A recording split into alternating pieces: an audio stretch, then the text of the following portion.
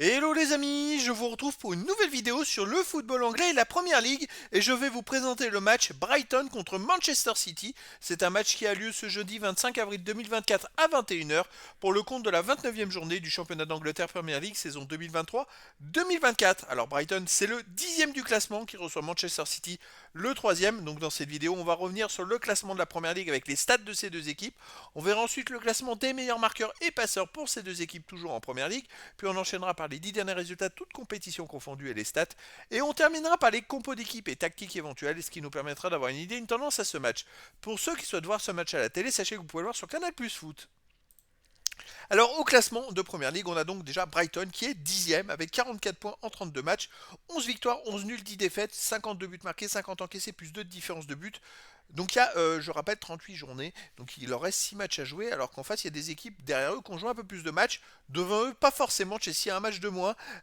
West Ham a joué 2 matchs, ils ont 2 matchs de plus, West Ham. Donc en cas de victoire, c'est vrai que Brighton pourrait encore jouer peut-être une place qualificative pour les Coupes d'Europe. Mais ça va être compliqué face à Manchester City parce que Manchester City sont 3e avec 73 points en 32 matchs, 22 victoires, 7 nuls, 3 défaites, 76 buts marqués, 32 encaissés plus 44 de différence de but. Alors Manchester City n'est pas premier, mais ils sont à seulement un point des deux premiers, Arsenal et Liverpool, mais ils ont un match en plus à jouer. Donc s'ils gagnaient le match en retard, ils seraient tout simplement avec 2 points d'avance sur Arsenal et Liverpool. Alors au niveau des meilleurs marqueurs, pour Manchester City, on a Haaland, meilleur marqueur de Première Ligue avec 20 buts. Ensuite, on a Foden, 14 buts pour Brighton. Pedro, 8 buts. Pour City, on a Alvarez avec 8, Rodri 7. Pour Brighton, Adingra, Ferguson 6. Bernardo Silva de City avec 6. Et après, il y a des joueurs à 4, 3, 2, 1 but pour les deux équipes. Pour les meilleurs passeurs, on a pour Brighton, grosse deuxième passeur de Premier League avec 10 passes décisives. Et pour City, on a Alvarez 9.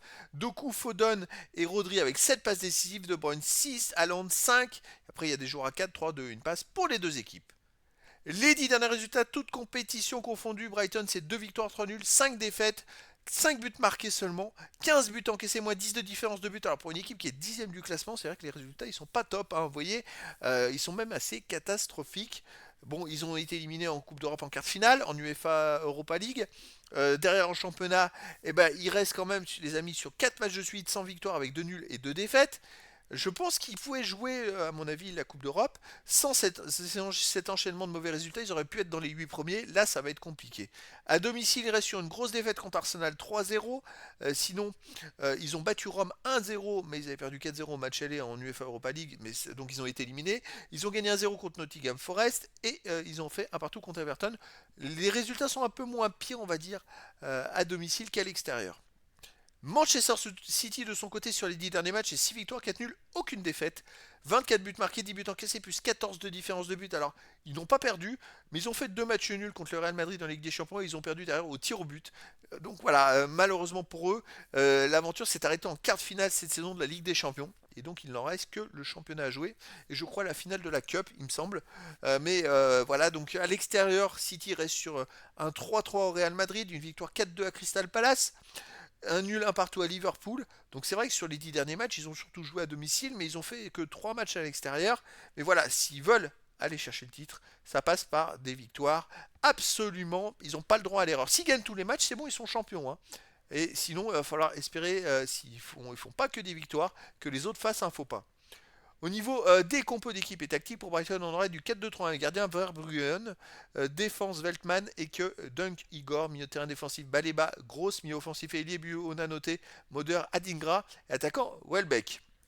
Et pour Manchester City, on aurait du 4-1-4-1 avec gardien Moraes, défense Guardiola, Diaz, Stones, Walker, milieu de terrain défensif Rodri, milieu offensif et ailier Doku, Bernardo Silva, De Bruyne, Foden et attaquant Alvarez.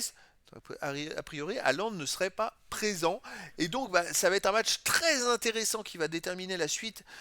Pour Brighton, c'est un peu le match de la dernière chance pour espérer aller jouer une Coupe d'Europe et revenir sur les places qualificatives pour la Coupe d'Europe, mais ça va être très compliqué. Et pour City, ils n'ont pas le choix. Il faut absolument gagner s'ils veulent être champions en titre cette saison. Et donc, je vous donne rendez-vous ce jeudi 25 avril 2024 à 21h pour le match de la 29e journée du championnat d'Angleterre Première Ligue saison 2023-2024. Brighton, le 10e du classement, reçoit Manchester City, le 3e. Voilà les amis, je vous dis à très bientôt pour une nouvelle vidéo.